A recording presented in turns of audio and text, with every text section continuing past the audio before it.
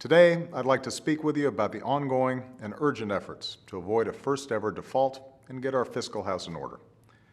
Republicans in the House of Representatives just spent precious days trying to pass a plan that a majority of Republicans and Democrats in the Senate had already said they wouldn't vote for.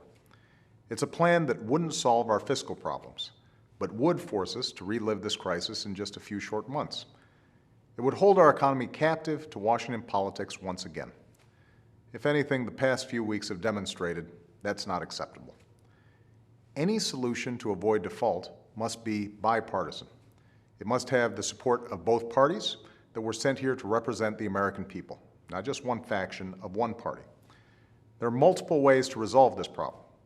Congress must find common ground on a plan that can get support from both parties in the House and in the Senate. And it's got to be a plan that I can sign by Tuesday. The parties are not that far apart here. We're in rough agreement on how much spending we need to cut to reduce our deficit. And we agree on a process to tackle tax reform and entitlement reform. There are plenty of ways out of this mess, but there's very little time. We need to reach a compromise by Tuesday so that our country will have the ability to pay its bills on time.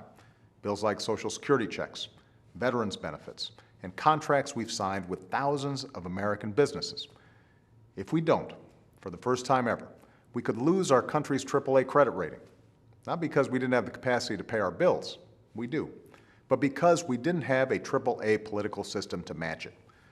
And make no mistake, for those who reflexively oppose tax increases on anybody, a lower credit rating could be a tax increase on everybody. We'd all pay higher interest rates on mortgages and car loans and credit cards.